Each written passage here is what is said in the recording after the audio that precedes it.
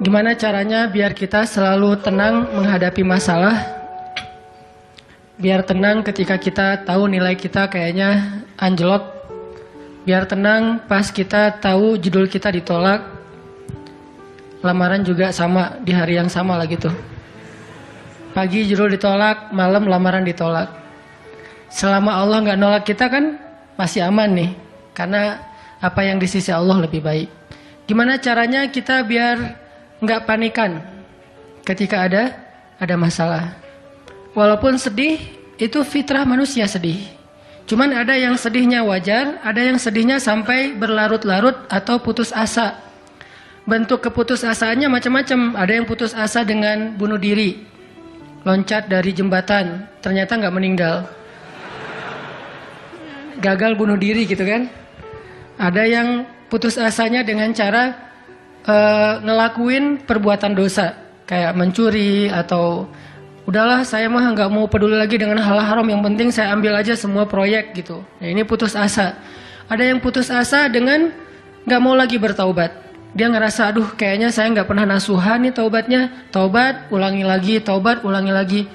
Kenapa kita berputus asa minta ampun ke Allah, padahal Allah nggak pernah putus asa mengampuni kita? Kan aneh nih.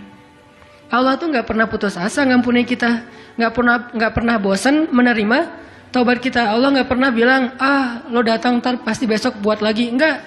Padahal Allah maha tahu kita mungkin besok masih ngelakuin dosa yang sama. Asal kita datang, Allah langsung terima.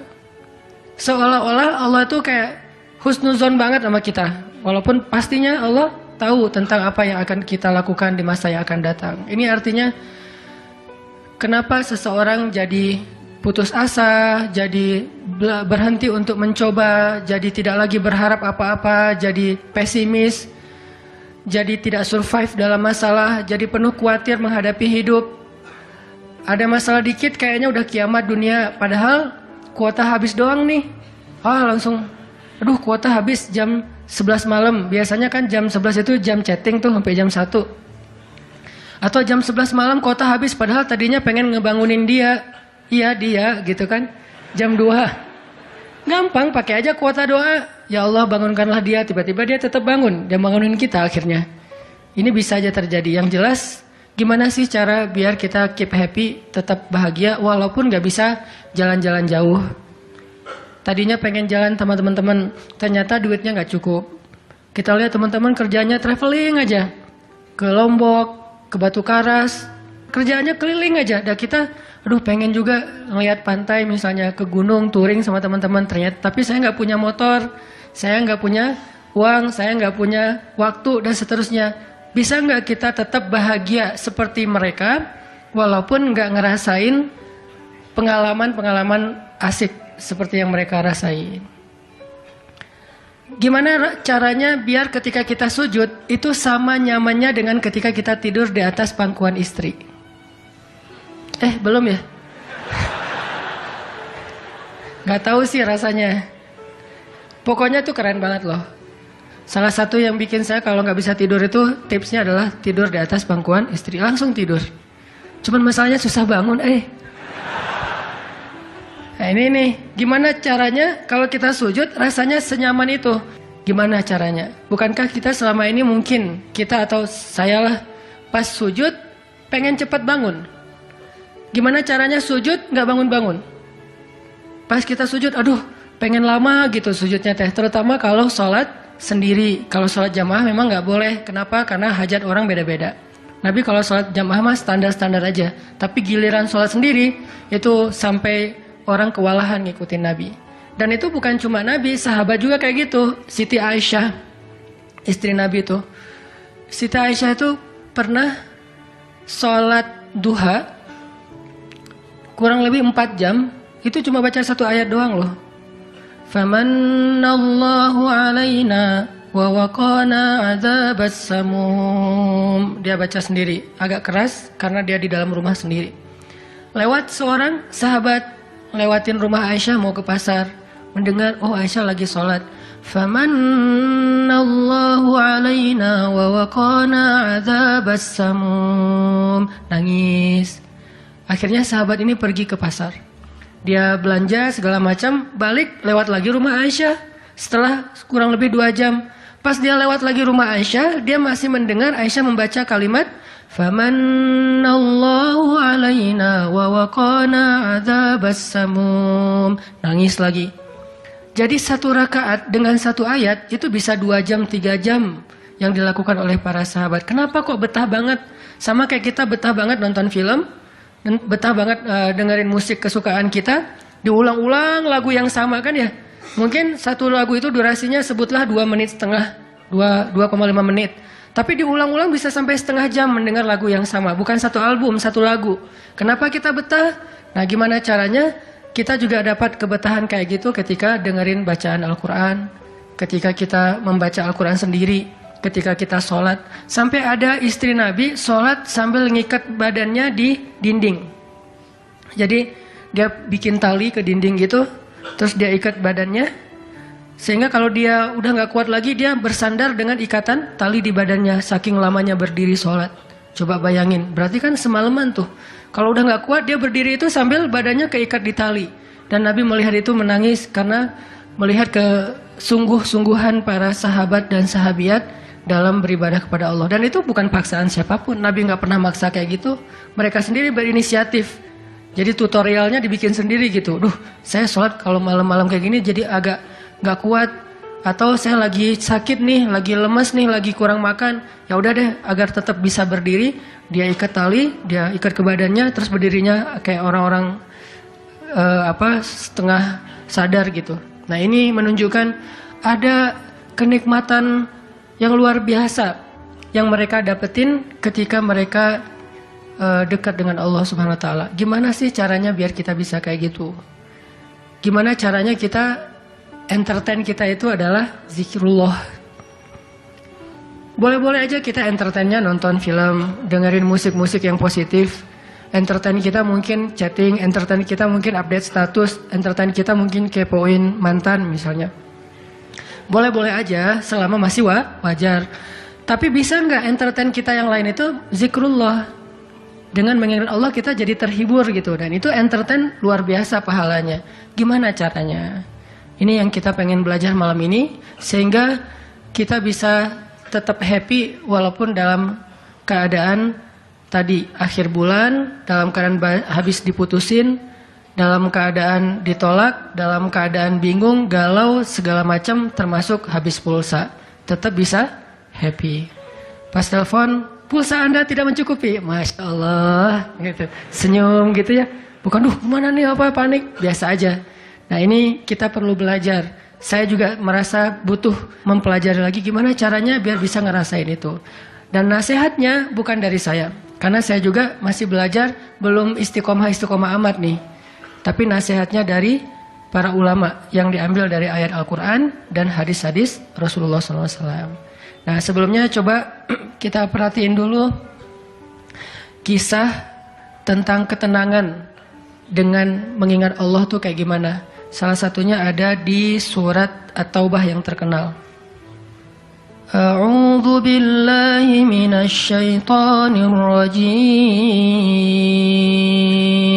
Illa tansuruhu faqad nasarahu Allah.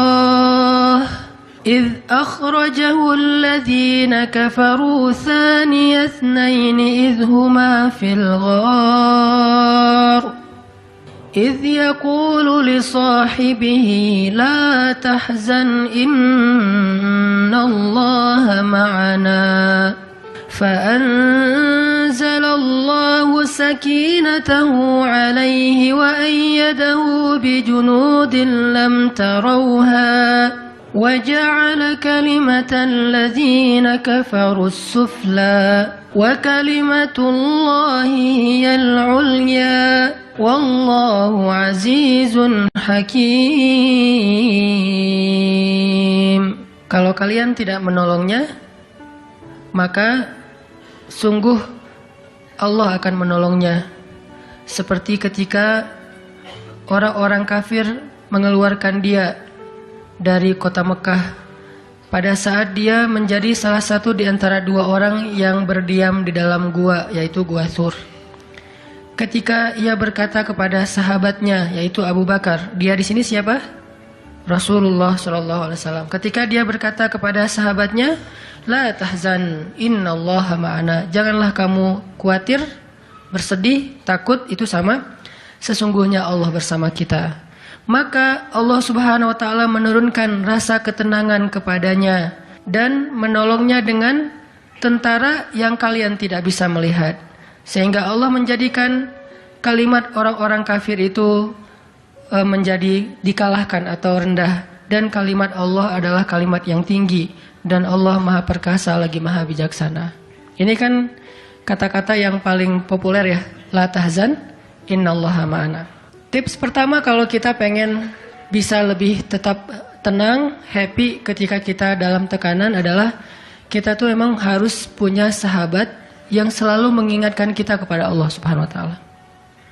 Sahabat yang mengingatkan kita kepada Allah. Ini yang terjadi kepada Abu Bakar As-Siddiq. Sekelas Abu Bakar yang imannya sampai ke derajat Siddiq, bukan cuma mukmin loh, Siddiqun.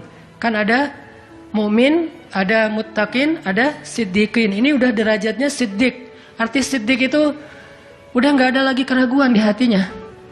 Udah nggak ada lagi masalah sedikit pun. Ketika orang-orang ragu, Abu Bakar tetap yakin.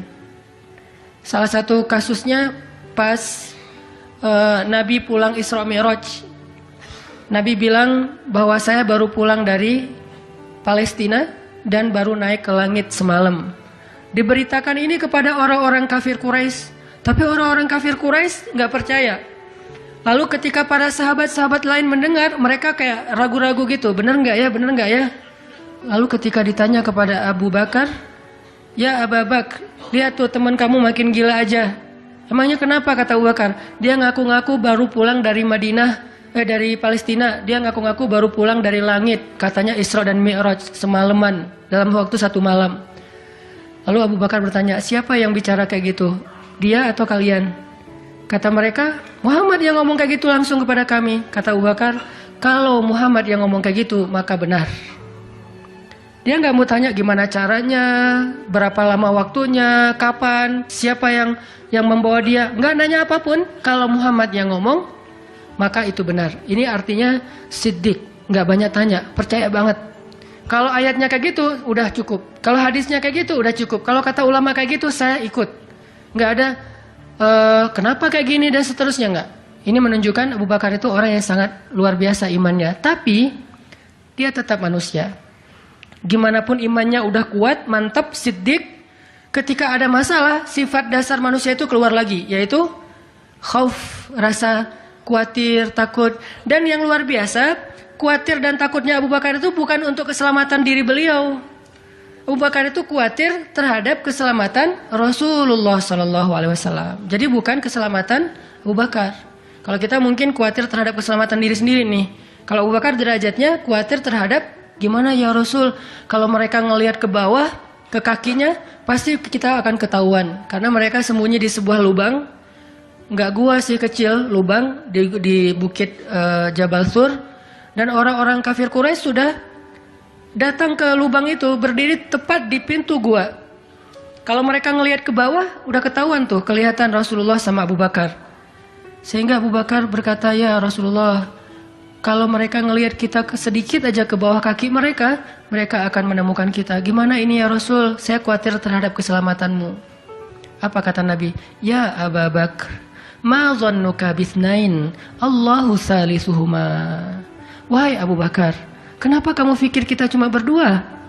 Allah yang ketiga di antara kita. Baru la tahzan, innallaha ma'ana. Jangan khawatir, Allah bersama kita. Kata-kata ini kalau diucapkan oleh orang solih, pada waktu yang tepat ketika kita ngalamin satu masalah besar, itu akan luar biasa memberikan efek ketenangan buat kita. Tapi waktu yang tepat, kalau normal-normal aja kayaknya agak kurang ngaruh nih. Makanya kata-kata kayak gini itu timingnya tuh harus pas. Dan yang mengatakan orang yang memang punya aura kesolehan yang luar biasa. Sekelas Rasulullah kurang apa? Itulah sebabnya kenapa kita harus punya banyak, atau setidaknya kita punya seorang sahabat, seorang teman yang solih, yang sering mengingatkan kita. Minimal istri. Kenapa? Karena kalau kita galau dalam urusan kerjaan, nanti pas kita pulang ke rumah, yang akan bilang la tahzan innallaha ma'ana adalah pasangan kita. dengan nada yang lembut, dengan senyum yang khas, dengan dekapan yang mungkin penuh kasih sayang, itu benar-benar bisa bikin kita tenang. Gak tahu tenang karena kata-katanya atau dekapannya nih, nggak. Saya juga bingung. Dua-duanya kali ya. Dia bilang, la tahzan ya azizi. Panggilan buat suami bahasa Arabnya yang lembut tuh azizi. Bukan al-aziz ya. Al-aziz mah nama orang. La tahzan ya azizi atau ya habibi atau ya albi. Albi itu artinya jantungku. Jangan dipakai deh, biar saya aja yang pakai itu. La tahzan. Jadi misalnya kayak suami galau tentang kerjaan. Mah, papa lagi galau nih. Kenapa, Pak? Di kantor itu kemarin kita ada tawaran proyek. Cuman proyeknya kayaknya cara untuk ngedapetin proyek itu cara-caranya tuh agak-agak kurang baik gitu. Ada suap segala macam.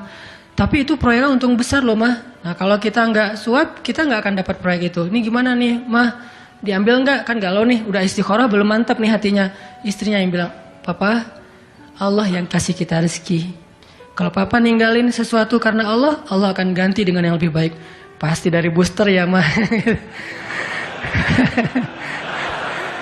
Nyontek gitu ya. Nah, kalau dia ngomong kayak gitu kan jadi mantep nih. Kayak saya juga pernah ngerasain lagi kayak sedih gitu, lagi galau karena satu urusan. Istri mengatakan, udah serahin aja sama Allah. Kan jadi mantap kan hatinya. Hal-hal yang kayak gini nih. Kalau belum punya pasangan, temen. Sehingga Nabi mengatakan, Al-mar'u ala dini khalilih. Seseorang itu bergantung loh kepada tingkat kesolehan temennya. Kalau temennya soleh, insya Allah dia akan terjaga oleh teman itu ketika dinasihati, diingatkan. Saya aja ngerasa banget yang kayak gitu. Ada masa-masa ketika saya kayak futur. Futur itu teman-teman artinya lagi lemah imannya. Mungkin banyak lalai, banyak main, sedikit manfaat. Walaupun ada juga banyak main, banyak manfaat. Itu mah tagline entah siapa akunnya gitu. Lagi futur nih ya, lagi futur.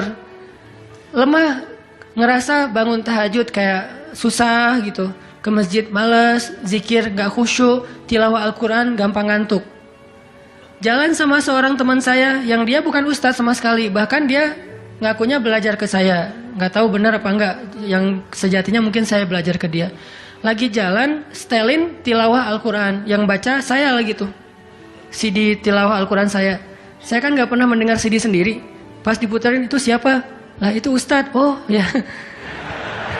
Baca surat Al-Mulk. Tabarakalladzi biyadihil mulku wa huwa ala kulli syai'in qadir. Pas sampai di ayat-ayat tentang Jahannam, tentang neraka, tentang walaqad zayyana sama ad-dunya bimasabih dan seterusnya, dia nangis. Dia nyetir nih, dia nangis. Saya ketika ngelihat dia nangis, saya dapat hidayah. Jadi saya dapat hidayah bukan hanya dengan mendengar bacaan itu, tetapi karena dikondisikan oleh seorang teman, saya ngerasa, duh, Masya Allah ya, dia yang dengerin bacaan saya bisa nangis. Saya dengerin diri saya sendiri, nggak nangis. Kan ada masalah nih. Akhirnya saya jadi insaf itu kemudian istighfar, astagfirullah Allah saya kayak ada masalah nih. Mulai belajar dari dia, Pak, gimana sih kok bisa kayak gitu? Ustadz kan lebih tahu ilmunya mungkin, tapi kalau pengalamannya Bapak pasti lebih tahu. Rahasianya apa? Ternyata rahasianya emang dia orang yang nggak pernah dengar yang lain selain mendengar bacaan Al-Quran. Jadi buat dia bacaan Al-Quran itu benar-benar entertain buat dia. Oh, berarti kita harus lebih banyakin lagi dengerin Al-Quran. Kalau kita dengar musik sekali, berarti dengar Qurannya 3 kali harusnya. Baru masih agak-agak proporsional nih. Sehingga gampang kesentuh. Hatinya itu mudah. Tapi pelajarannya tetap teman yang ngebawa kita kepada sesuatu.